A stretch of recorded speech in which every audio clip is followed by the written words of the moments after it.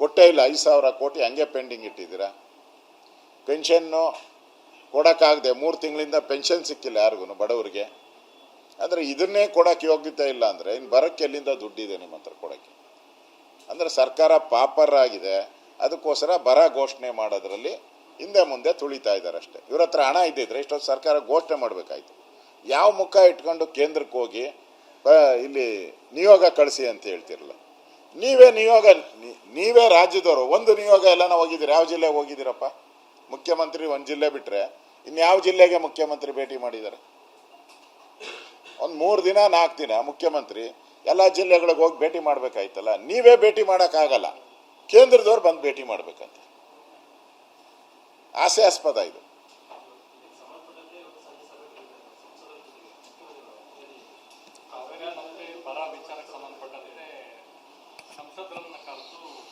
ಅದು ಅವರು ಹೋಗಿರೋದು ಈ ಬರದ ಸಂಬಂಧಪಟ್ಟಂತೆ, ಕಾವೇರಿ ಸಂಬಂಧಪಟ್ಟಂತೆ ಅಲ್ಲ. ಅವ್ರ ಪಾರ್ಟಿ ಕ್ಯಾಬಿನೆಟ್ ರಚನೆ ಮಾಡೋಕ್ಕೆ ಹೋಗಿದ್ದಾರೆ ಅಲ್ಲಿ. ಅದರಲ್ಲಿ ಇದು ಒಂದು ಸೇರಿಸ್ಕೊಂಬಿಡೋಣ. ಬರೀ ಕಾಂಗ್ರೆಸ್ ಪಾರ್ಟಿ ರೀಶಫಲ್ಗೋಸ್ಕರ ಬಂದಿದೆ ಅಂದರೆ ಕ್ಯಾಬಿನೆಟ್ ರಚನೆಗೋಸ್ಕರ ಬಂದಿದ್ದೀನಿ ಅನ್ನೋ ಮೆಸೇಜು ಹೋದರೆ ಜನ ನಮ್ಮನ್ನು ಬೈತಾರೆ. ಅದಕ್ಕೆ ಇದನ್ನು ಸೇರಿಸ್ಕೊಳ್ಳೋಣ ಅಂತ ಸೇರಿಸ್ಕೊಂಡಿದ್ದಾರಲ್ಲ. ಈ ಉದ್ದೇಶ ಇಟ್ಕೊಂಡು ಅವರು ಗ್ಯಾರಂಟಿ ಹೋಗಿಲ್ಲ ಮುಖ್ಯಮಂತ್ರಿ.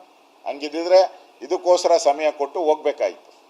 ಅದು ಬಿಟ್ಟು ಅವರು ಮಂತ್ರಿಮಂಡಲ ರಚನೆ ಮಾಡೋಕ್ಕೆ ಹೋಗಿದ್ದಾರೆ.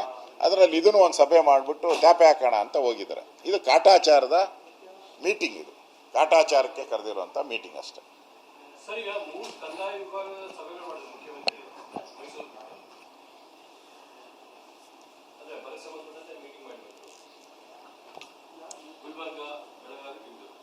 ಅವರು ಬೇರೆ ಬೇರೆ ಕಾರ್ಯಕ್ರಮಕ್ಕೆ ಹೋದಾಗ ಮಾಡಿದ್ದಾರೆ ಅಷ್ಟೇ. ಬರಕ್ಕೆ ಅಂತ ನಾವಿವಾಗ ಬರ ಅಂತಾನೆ ಹೋಗ್ತಾ ಇದ್ದೀರಿ. ಬೇರೆ ಪ್ರೋಗ್ರಾಮೇ ಇಲ್ಲ ನಮ್ಮದಲ್ಲಿ.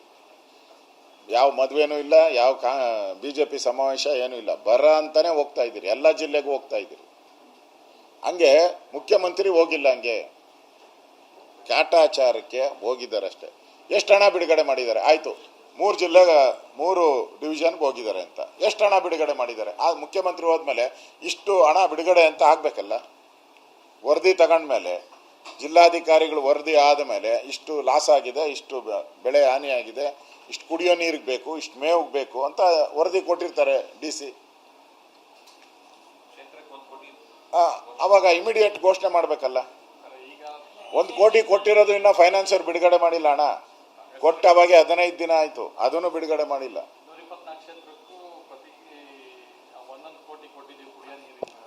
ಹಣ ಬಿಡುಗಡೆ ಆಗಿಲ್ಲ, ಸ್ಟೇಟ್ಮೆಂಟ್ ಅಷ್ಟೇ. ಈಗ ನೀವು ಅಲ್ಲಿ ಹೋಗಿ ಜಿಲ್ಲಾಧಿಕಾರಿಗಳು ಸಭೆ ಮಾಡ್ತೀರಿ. ಅವ್ರು 1 ಕೋಟಿ ಕೇಳಿದಾರಾ? ಕೇಳಬೇಕಲ್ಲ, ಹೇಳ್ಬೇಕು ನೀವು. ಅವ್ರು 1 ಕೋಟಿ ಕೇಳಿದ್ರ, 50 ಲಕ್ಷ ಕೇಳಿದ್ರ, ಇಲ್ಲ 100 ಕೋಟಿ ಕೇಳಿದಾರಲ್ಲ, ಹೇಳಿ. ಅವ್ರು 100 ಕೋಟಿ ಕೇಳಿದರೆ ನೀವು 1 ಕೋಟಿ ಬಿಡುಗಡೆ ಮಾಡಿದ್ರೆ ಯಾವ CM ಅಂತಾರೆ ನಿಮ್ಮನ್ನ?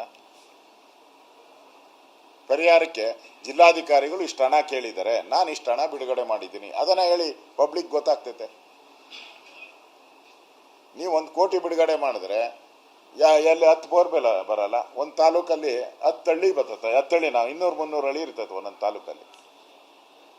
ಒಂದೊಂದು ಹಳ್ಳಿಗೆ ಒಂದೊಂದು ಬೋರ್ವೆಲ್ ಅಂದ್ರೂ ಕೂಡ ಎಷ್ಟು ದುಡ್ಡು ಬೇಕು ನಿಮಗೆ?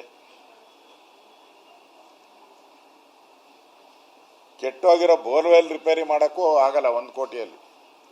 ಆ ತಾಲೂಕಲ್ಲಿ ಕೆಟ್ಟೋಗಿರೋ ಬೋರ್ವೆಲ್ನ ರಿಪೇರಿ ಮಾಡೋಕ್ಕೂ ಆಗಲ್ಲ ಹಣ. ಇದು ಇನ್ನು ಹೊಸ ಬೋರ್ವೆಲ್ಗಳು ಕೊರೆಯೋ ಪ್ರಶ್ನೆನೇ ಇಲ್ಲ. ಇದು ಮಾತತ್ರ ಕೇಂದ್ರ ಸರ್ಕಾರ ಅಂತ. ಕೇಂದ್ರ ಸರ್ಕಾರ ಇಲ್ಲಿ ಪರಿಶೀಲನೆಗೆ ಬರೋಕ್ಕೆ ಮುಂಚೆ ನೀವು ಬರ ಅಂತ ಘೋಷಣೆ ಮಾಡಿ ರಿಪೋರ್ಟ್ ತಯಾರು ಮಾಡಬೇಕು. ಹಿಂದೆ ನಾನು ಮಿನಿಸ್ಟರ್ ಇದ್ದಾಗ ರಿಪೋರ್ಟ್ ತಯಾರು ಮಾಡ್ತಾ ಇದ್ರಿ. ರಿಪೋರ್ಟ್ ಮಾಡಿ, ಬುಕ್ಲೆಟ್ ಮಾಡಿ, ಅದನ್ನು ಕೇಂದ್ರಕ್ಕೆ ಹೋಗಿ ಕೇಂದ್ರದ ಹೋಮ್ ಡಿಪಾರ್ಟ್ಮೆಂಟ್ಗೆ ಸಬ್ಮಿಟ್ ಮಾಡಬೇಕಾಯ್ತು. ಅದನ್ನು ಪರಿಶೀಲನೆ ಮಾಡಿದ್ಮೇಲೆ ಅವ್ರು ಬರ್ತಾರೆ ಇಲ್ಲಿಗೆ. ಅದು ಪದ್ಧತಿ. ಓಕೆ.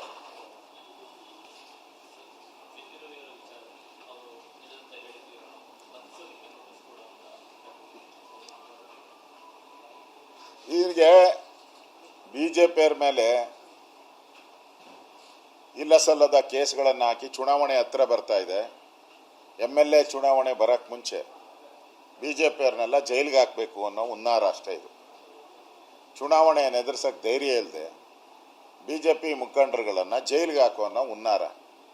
ಈಗ ದಿನನಿತ್ಯ ಅವನು ಯಾರೋ ಪ್ರಕಾಶ್ ಅಂತ, ಆಮೇಲೆ ಯಾರೋ ಭಗವಾನ್